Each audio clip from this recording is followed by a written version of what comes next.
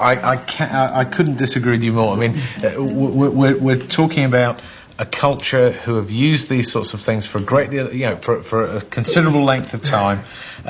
If we were going to do randomised controlled trials on every aspect of our culture, we would be.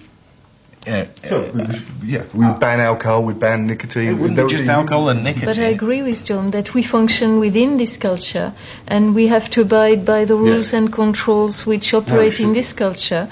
So randomized control trials have to be done if this plant is going to be used in a clinical way to help people. Oh, okay. In a clinical way, there's no doubt about that. But I disagree completely with John to say that this plant, the only benefit of this plant is a mild recreational state. The plant is used by the Mazatec as a tool, as an exploratory tool and as a teaching tool, and there is no reason why we shouldn't be able to translate it in our culture in those terms.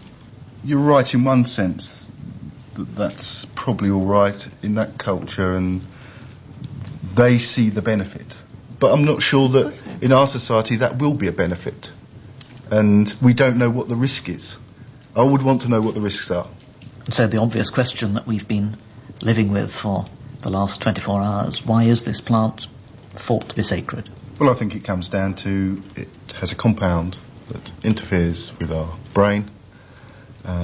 That interference creates something that's obviously pleasurable and interesting to the people using it, and they venerate that. Sacred probably because as an hallucinogenic, I would imagine used in the right context and with the right sorts of social pressures, could be regarded as gaining access to higher, more divine forms. And there's no doubt hallucinogenics, they allow for that sort of experience to take place. I would say that nothing is sacred by itself. It's sacred because it can be integrated in the way that it suits the culture best. And its very flexibility and gentleness allow exploration of the mysteries of creation. It was, however, my guest's understanding of the nature of these mysteries, and whether a single objective reality could be described, that in the end seemed to underlie the many differences of opinion that we had seen over the last few days.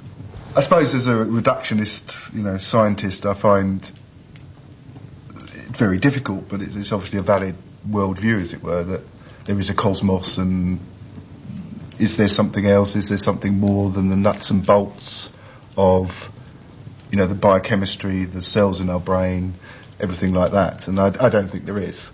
I'd be concerned at thinking that this was a drug which gave us access to God or to the cosmos or whatever. I think what it gives us access to are different interpretations, different ways of grasping the world you live in, externally, and a psychological world internally.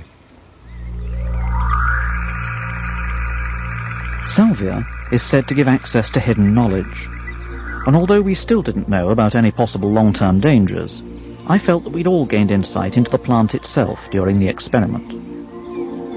So I was very much looking forward to the next trial on henbane, the highly potent and lethal hallucinogenic plant, reputed to have been used by the medieval witches of Central and Northern Europe.